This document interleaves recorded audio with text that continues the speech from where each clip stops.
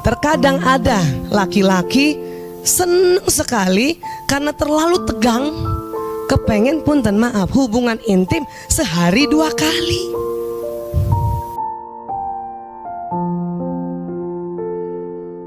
Baik, sekarang kita lihat wanita yang rela dimadu dan diduakan oleh seorang pria idaman. Baginya hal tersebut adalah sah-sah saja, asalkan sang pria nantinya dapat menafkahi dia, baik secara materi yang tentunya berkecukupan dan secara rohani juga. Ya, siapa yang diantara kita sudah rela dimadu? Kalau ada perasaan tidak rela, sudah betul. Ya, sudah betul. Walaupun kalau kita banyak taklim, kemudian kita belajar banyak ya tentang ya syariat-syariat Islam, terutama untuk masalah hubungan suami istri, ada satu titik memang terkadang ya kita siap di poligami. Poligami bukan di madu. Lain. Apa kita membahas lagi kata-kata ini berurutkan kamus bahasa Indonesia? Ya. Kalau di madu, ya, di madu itu konotasinya negatif. Kalau poligami konotasinya netral.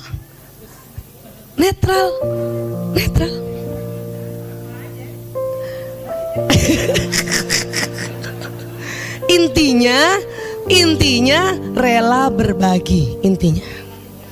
Tapi ibu dengar ya, ini kebetulan ya beberapa tahun ini saya terus belajar tentang neuroscience. Punten ya, maaf ya. Ternyata otak perempuan itu sesungguhnya, ini saya harus buka ya, supaya kita tidak melecehkan syariat kita yang membolehkan poligami. Ternyata otak perempuan ya itu bersedia sharing atau berbagi. Iya, coba ibu bersedia berbagi gak dengan anak-anak kalau ada makanan? Nah itu maksudnya.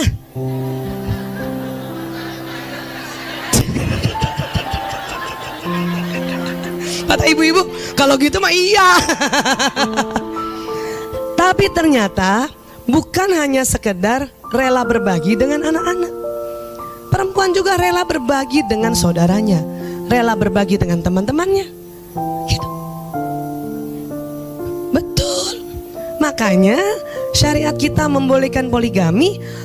Allah tahu persis, Allah sang pencipta kita, ya. Cuman memang kalau kita nggak banyak belajar, pasti kita menentang. Seperti udah.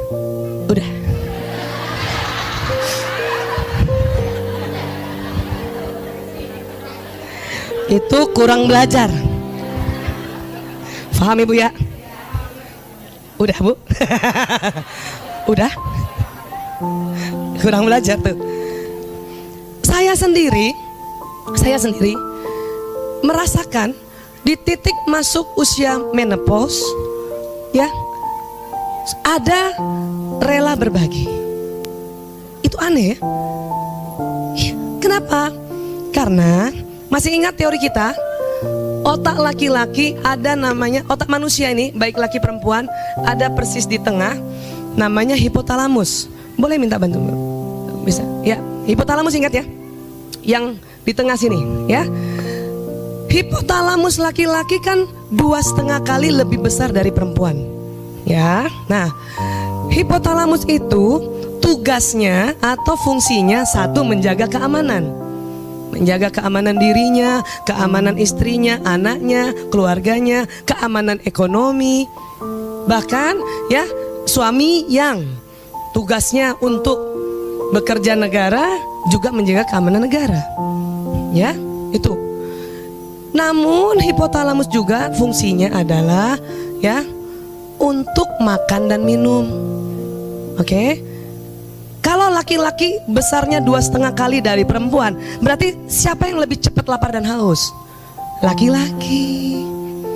Maka biasanya laki-laki ya seneng banget kalau istrinya memenuhi kebutuhan itu, makan minum. Waktu itu pernah saya ceritakan, pantang nasehatin anak laki dalam keadaan dia lapar. Bu, ingat ya. Dan kalau suami pulang biarpun tengah malam, kata-kata yang paling indah dan pas di otaknya adalah, sudah makan ya? Abi udah makan? Walaupun kita tahu dia udah makan, tanya aja. Supaya untuk kebutuhan ini otak nih. Paham ya Bu? Kadang saya juga gitu, jam datang dia jam pulang jam 2. Udah makan ya? Udah, alhamdulillah. Jam 2 udah makan ya? Belum.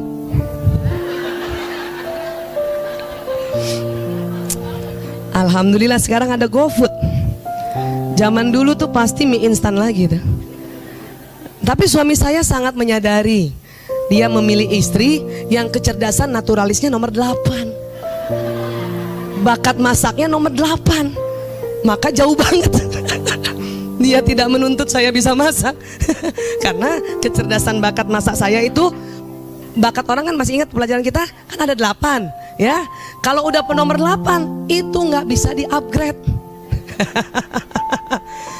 Punya kecerdasan bakat masak nomor 8 ya, masaknya kan nggak enak, mau ikut kursus, selesai kursus itu juga cuman 5 nilainya. Kalau gitu apa? Ya itu tadi, kembali sini. Hipotalamus juga adalah pusat syahwat birahi. Paham? Ya. Kalau laki-laki 2,5 kali lebih lebar, berarti siapa yang lebih banyak pusat syahwat birahinya? Laki-laki. Kenapa ya laki-laki begitu? Satu, maaf, sunnatullah, fitrahnya. Terus kita ada yang mikir lagi nih kalau yang terlalu kritis, kenapa Allah bikin gitu? Nggak bikin aja itu otak laki-laki sama hipotalamusnya dengan perempuan, supaya syahwatnya sama. Bu, ibu mau suaminya yang jaga ibu atau ibu yang jaga suami? Nih tanya dulu nih. Ya, karena tugas suami jaga kita lebih besar, ya makanya Allah buat ini besar. Paham ya Bu? Iya. Tapi otomatis juga syahwat birahinya besar. Kenapa? Ada kaitannya nggak? Ada. Apa? Buat laki-laki atau buat suami kita, pada saat dia mencari nafkah untuk menjaga keamanan ekonomi keluarganya, sangat tegang di luar sana waktu dia bekerja. Dan untuk melepaskan ketegangannya, ini nih harus dibuat rileks, hipotalamusnya nggak tegang. Caranya hubungan intim suami istri. Jadi kalau suami kita kerjanya lagi banyak, order lagi banyak, proyek lagi banyak, itu tuh dia akan harus rilekskan hipotalamusnya supaya berpikirnya bagus, yaitu apa? Hubungan intim. Ini. Nah sekarang kalau kita mau hipotalamusnya laki-laki lebih kecil atau sama dengan perempuan, bahaya. Punten ibu ya, maaf ya. Ada penelitian, maaf, seorang gay ya, karena dia berubah orientasi seksualnya, harusnya senang dan hasrat sama perempuan, dia berubah dengan laki-laki. Apa yang terjadi? Hipotalamusnya menyusut, bahkan lebih kecil dari perempuan. Dengar ya, hipotalamus pria normal atau normatif 2,5 kali dari perempuan. Nah dengar lagi, hipotalamus pria normatif 3 kali lebih besar dari G. Tapi jangan dibalik, Bu Aisyah, apa jangan-jangan dia lahir hipotalamusnya memang sudah kecil makanya jadi G? Bukan, gabungkan. Aslinya sama, tapi karena ya pelepasan hasrat seksualnya bukan pada pasangan yang sesungguhnya yaitu wanita, maka lama-lama hipotalamusnya menciut. Makanya punten ya, maaf ya, gay itu ya nggak nafsu makan juga kan? Kenapa? Hipotalamus menciut. Tadi Tadi hipotalamus apa? Pusat lapar dan haus kan? Saya beberapa kali lihat pasien G itu nggak makan, paling minum doang. Supaya apa? Tetap six pack. Paling minum susu, protein tinggi. Kenapa? Ini sudah menciut, udah mengkerut. Otomatis ya, fungsi dia menjaga keamanan dirinya atau keluarganya mengecil, berkurang. Pilih mana ibu suaminya? Yang hipotalamus besar atau yang sepertiganya? Ini harus harus dijelaskan. Pilih mana? Ayo cepat bu. Betul nih. Maka kalau hipotalamusnya besar, ya kita harus paham kebutuhan hipotalamus agar dia menjaga kita apa tuh? Makan dan minumnya terpenuhi dan diperhatikan, dan maaf, penyaluran syahwat birahinya harus diperhatikan. Paham ya bu? Terkadang ada laki-laki senang sekali karena terlalu tegang, kepengen punten maaf hubungan intim sehari 2 kali. Apalagi kalau umur tuh laki-laki range-nya masih antara 18 tahun sampai 30 tahun. Wow, itu testosteronnya lagi tinggi-tingginya. Maka mungkin ibu, bunda, ya teman-teman, ingatkan teman-teman waktu pertama kali baru menikah, tentu ya hubungan intim jauh lebih sering dibanding sekarang. Betul? Wah. Kenapa begitu? Bayangkan ibu, seandainya suami ibu waktu ibu nikah sama ibu umur 27 tahun, kebayang nggak? Setelah nikah minta sehari 3 kali, paham? Kenapa? Karena selama 27 tahun hipotalamusnya tegang, belum disalurkan. Makanya awal-awal menikah ya hubungan intimnya frekuensinya banyak. Bahkan maaf, ada tipe laki-laki yang sangat pemikir. Sangat pemikir. Dia lebih tegang dibanding jenis laki-laki yang spontan, tukang ngatur. Tuh, kalau laki-laki sifatnya tukang ngatur, atau maaf kalau kita sudah belajar dulu koleris, tidak terlalu tegang. Kenapa? Kalau di kantor dia mau marah tinggal ngomong, wow. Makanya nggak tegang. Yang tegang stafnya. Paham ya bu? Nah, tetapi apabila laki-laki suami ini tipenya yang pemikir, nggak banyak bicara, dia setiap di kantor tugasnya adalah berpikir, konsep-konsep, planning-planning, ya, itu ketegangannya lebih tinggi dibanding laki-laki yang jenisnya blak-blakan. Dan saya melihat beberapa tahun ini, kurang lebih 3 tahun, meriset ya, meriset istri yang suaminya maaf tipe pemikir tadi atau melankolis, hubungan intim suami istrinya jauh lebih banyak frekuensinya dibanding yang suaminya galak atau suaminya blak-blakan. Ya.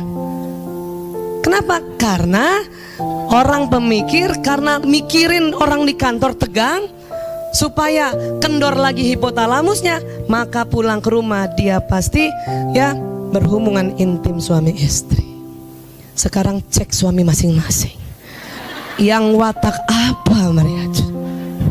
Saya beri masukan buat teman-teman, sahabat-sahabatku yang suaminya tipe pemikir atau melankolis, baik melankolis koleris, melankolis plekmatis, please siapkan diri untuk melayaninya lebih banyak frekuensinya. Ya, ya. Nah, sekarang kenapa Bu Aisyah bilang pas mau menopause sudah mulai di titik rela berbagi? Karena kita udah capek juga. Hormonnya berkurang. Perempuan mau menopause, hormon perempuan estrogen progesteron berkurang, bahkan nanti nggak ada. Siapa sudah menopause Bu? Rasa nggak? Dulu hormon estrogen progesteron itu membuat, punten maaf ya, salah satunya adalah panggul kita tuh kuat. Kenapa? Untuk ya menampung janin. Dan punten untuk juga melayani suami. Makanya panggul kuat. Sekarang siapa umur 45 nih? 45 sampai 50 angkat tangan. Nah itu kan sudah pramenopause kan? Mulai berkurang tuh. Jangankan maaf, jangankan hamil lagi, jangankan layanin suami, naik tangga aja udah.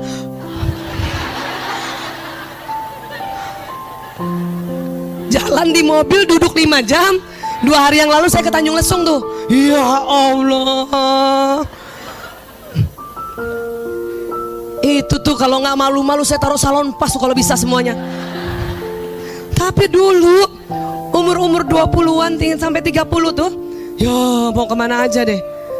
Iya kemana aja lah, nggak apa-apa yang 10 jam di mobil, nggak apa-apa. Kuat estrogen progesteron. Makanya jangan heran ya, karena laki-laki memang sudah hipotalamusnya begini. Satu, kedua, hormon testosteron laki-laki nggak pernah hilang, nggak pernah. Sampai tuh kalau suami kita usianya umur 100 tahun, ibu mau suaminya umur 100 tahun? Nggak mau. Maunya berapa pasnya? 100 tahun nggak mau. Nggak mau 100 tahun. Nggak mau 100 tahun. Oke, pasnya berapa maunya?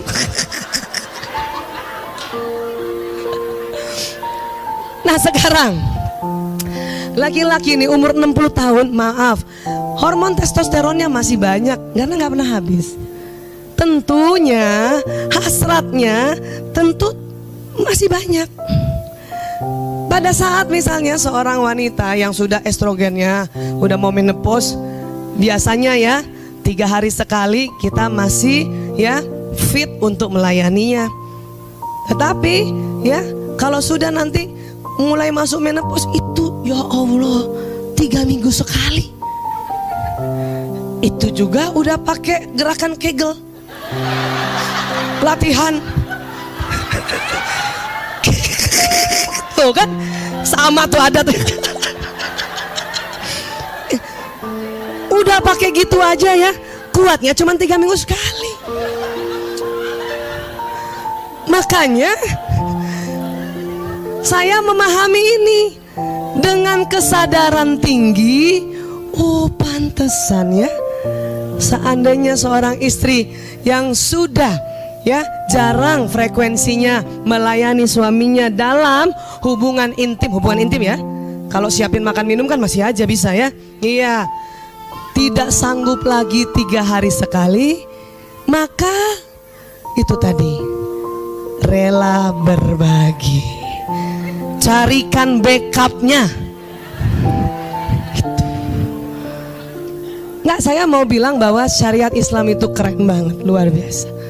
Siapapun yang bilang poligami itu anti, bodoh banget. Ya, tapi itu sampaikan sama suami. Saya begitu, saya jujur, ayah, saya paham sekarang kenapa boleh poligami itu oleh Islam. Oh dia bangga banget. Hah? Kamu? Iya, paham. Ya Allah katanya. Untung kamu belajar neuroscience. Iya, cuman sampai difaham aja. Belum mau diaplikasikan.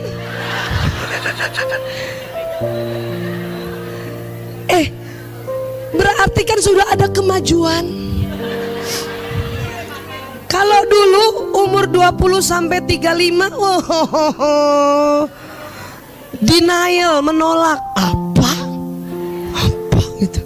Setiap ada berita poligami langsung tuh, ya. Awas. Lihat. Ternyata berjalan umur, hormon berkurang, ya. Tapi itu tadi ada perbedaannya. Ada juga kita perempuan bertambah umur, hormonnya juga berkurang, jarang taklim. Tetep aja tuh biar kata nenek-nenek udah apa loh. mau ambil suami gua.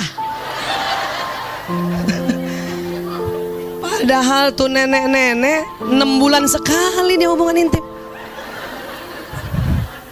Bu, laki-laki itu, ini ilmu dulu ya, kita ulas lagi ya. Punten, maaf.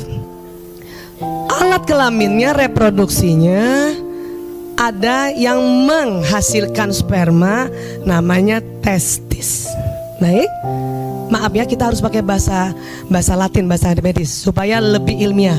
Testis. Bu Aisyah, yang mana sih yang testis? Ya Allah, biji. Nah, tuh baru bilang biji aja ibu-ibu udah geli aja. Makanya pakai bahasa ilmiah, Bu. Testis. Kan ada 2. Nah, gini. Testis ini penuh sekitar 2 minggu sampai 3 minggu. Untuk yang lebih muda, ya. Tetapi udah usia 50 tahun ke atas, testis pun tetap penuh. Kapan penuhnya? Sekitar 3 minggu, 4 minggu. Maka kalau kita yang perempuan sudah capek banget, belum lagi punten maaf, mungkin ada miom, mungkin ada CA, tentu melayaninya mungkin jadi 3 bulan sekali. Kasihan Bu, tersiksa suaminya. Kenapa? Hipotalamus tegang banget 3 bulan. Ya, makanya paling lama tuh ninggalin suami tuh 4 minggu. 4 minggu. Kalau suaminya udah umur 50 tahun ke atas. Kalau yang suaminya masih 30-an, 2 minggu saja. 2 minggu testisnya sudah penuh sperma. Kalau ibu gak datang, ayo, mau dikasih siapa? Cilakanya kondisi saat ini, walaupun ini fenomena sudah lama sekali tentang will, punten ya, pelakor, sebetulnya hanya namanya saja yang berbeda.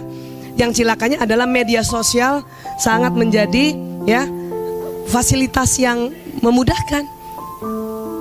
Nah itu tadi, pada saat misalnya ya 3 minggu seperti itu, 2 minggu atau 3 minggu bahkan sebulan ya, kemudian nah ada yang mulai punya pikiran pelakor yang 6 hal tadi, jadi ya, coba kembali tadi ke sambungannya pelakor ya Bu.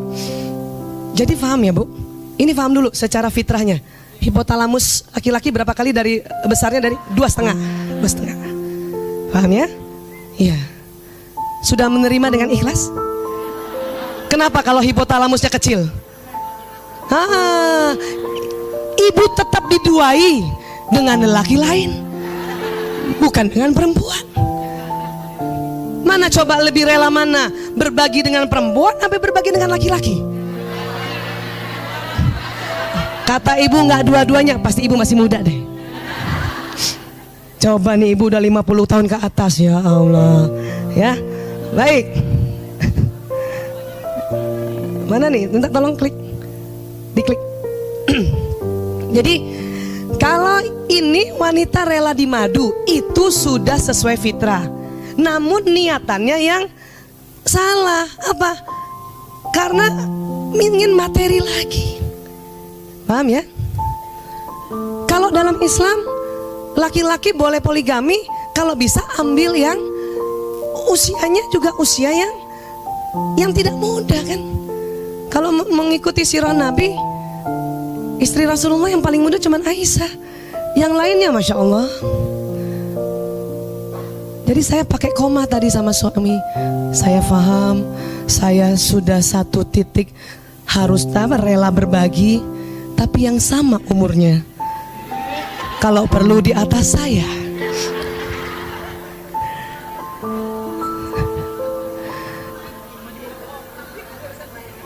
Kata ibu sama juga bohong. Enggak sih Bu, enggak juga. Kan lumayan nih.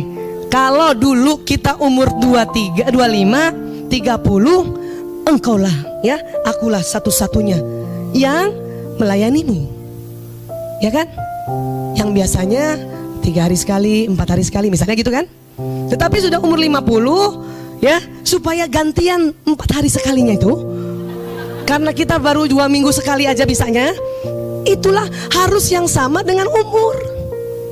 Nggak imbang kalau cari penggantinya umur 25. Maka kita yang tersingkirkan. Karena si 25 itu bisa 2 hari sekali, 3 hari sekali. Kapan bagian yang pertama? Itu makanya itulah hikmah dari Rasulullah, ya, diperintahkan Allah, saya kasih tahu ya, diperintahkan Allah mencari istrinya di usia tua semua. Supaya apa? Supaya imbang kekuatannya. Ya. Tapi ya Siti Aisyah radhiyallahu an itu hikmahnya lain lagi. Karena beliau masih muda, diharapkan bisa menyerap apa kata-kata Rasulullah, apa tindakan Rasulullah, apa kebijakan dan keputusannya. Kenapa? Memang harus lebih fresh. Kalau yang sudah 55 tahun, ya, tar dulu tadi Nabi ngomong apa ya? Mandi junub berapa kali lagi? Paham, Bu?